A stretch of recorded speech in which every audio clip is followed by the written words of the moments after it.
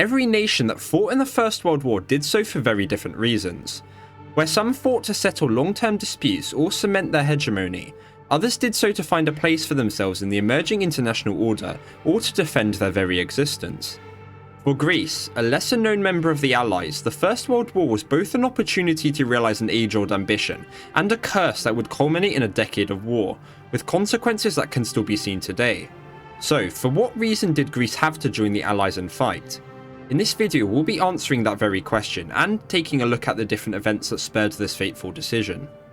By 1914, Europe was on the brink of war.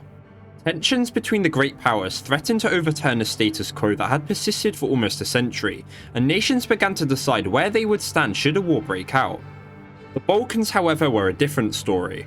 Famously dubbed the powder keg of Europe for its volatility, the Balkan nations had engaged in a series of wars since 1912, which were called the Balkan Wars. Not the most creative, but we'll roll with it. Like many other middling powers in Europe at the time, Greece was a relatively young country, only having gained independence from the Ottoman Empire in 1830 after a long and bloody conflict. Prior to that, Greece had been a part of the Ottomans since it was conquered in 1456, 3 years after the destruction of the Eastern Roman or Byzantine Empire, and even before that, Greece had been an integral part of the Roman Empire. As many other countries in Europe began to question the nature of their own existence, a parallel series of ideas came about regarding the nature of Greece. Some viewed the new kingdom as an entirely modern creation, completely distinct from its predecessors, whilst others simply considered it to be just one iteration out of many historical states. To fully understand what this means, however, it's important to note the difference between nation and state. Whilst both can be used interchangeably, the terms have two different meanings in political history. A nation refers to a people with a shared ethnic background, culture, and history, whereas a state is a political entity that may encompass a nation with a recognised territory and government. A nation-state is therefore a political entity with control over a nation.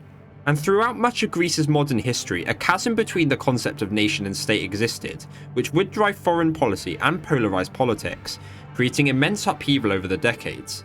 And with Greece's decision to fight in the First World War, this chasm would only grow. With a rich history stretching back millennia, the Greek nation had a lot of cultural inspiration to draw upon when forging a national identity, but that was easier said than done. After all, what exactly made someone Greek? Was it language, ethnicity, religion? Was it some sort of national spirit? Many questions like these were being asked by Greece's political elite, in a time when nationalism began to surface across Europe, and this process still continues to this day. By the start of 1912, Greece was in an unenviable position. Though surrounded by powerful irredentist neighbours and was at the mercy of the great powers, Greece had managed to keep itself afloat over the last 80 years by allying itself with various powers and ensuring stability in the Balkans. But Greece wasn't the only country to do this. With the decline of the sick man of Europe, other countries in the Balkans began to eye up the lands of their neighbours. Made up of Serbia, Greece, Bulgaria and Montenegro, the Balkan League started the First Balkan War and seized chunks of Ottoman lands, driving the empire from Europe for the first time in 600 years. But in a certified Balkan moment, Greece, Romania and Serbia were threatened by an enlarged Bulgaria, and fast forward after another war and thousands of deaths to 1913 and the Balkans look like this. Though Greece had expanded its borders many times, many ethnic Greeks still lived along the Bosphorus Strait and across the western Anatolian coast. Greek scholars had always dreamed of reuniting these peoples into a single state, in what was known as the Great or Megali idea. In this, Greece would stretch from the Ionian Islands in the west to the Anatolian hinterlands, but for this to become a reality, the Ottomans would have to go. When a Serbian nationalist plonked the heir apparent of Austria-Hungary, Greece found itself in a difficult position. As all of Europe quickly devolved into bloodshed, the question emerged: how would it respond?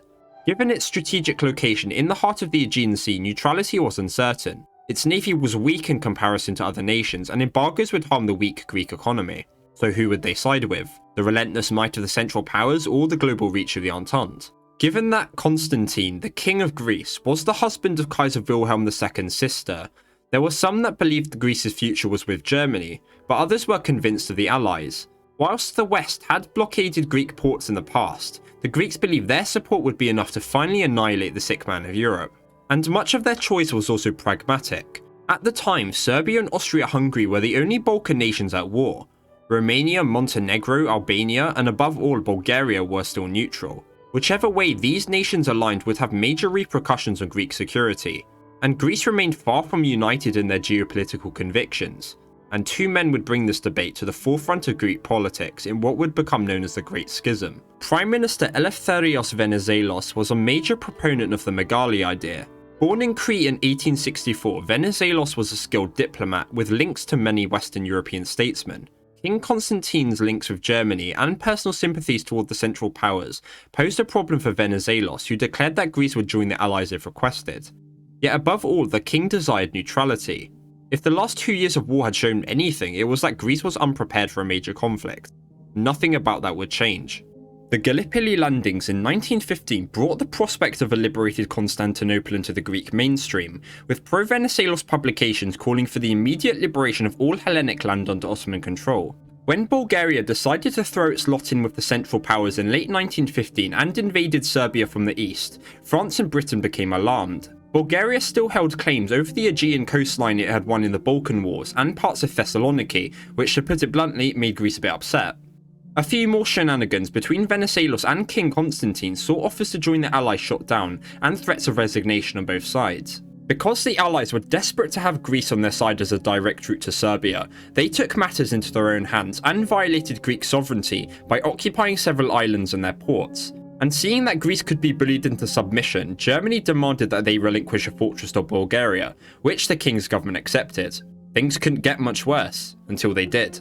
With shit now hitting the fan, the Allies demanded that the Greeks install a friendly government that would cooperate with whatever demand was given. The Greeks didn't take this too well, and Venizelos fled to Crete after a load of protests, and by September 1916, Greece found itself on the brink of civil war.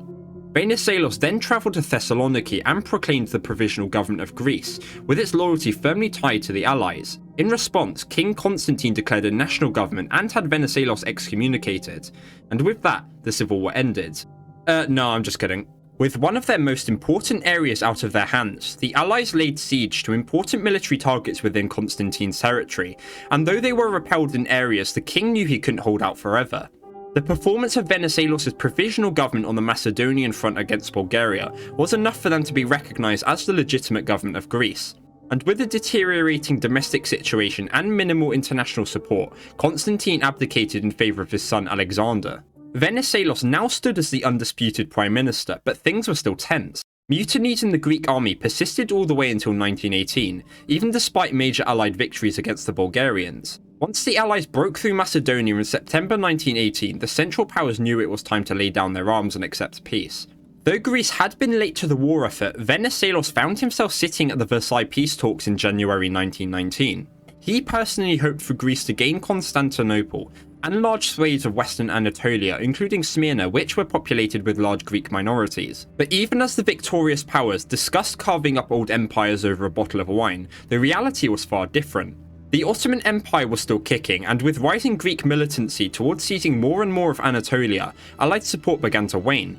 So, had Greece finally realised the Megali idea after all of this bloodshed? Historian Roderick Beaton doesn't think so. In his book Greece, Biography of a Nation, Beaton claims that the two greatest spoils, Smyrna and Constantinople, would be a great hindrance to Greece in the years to come.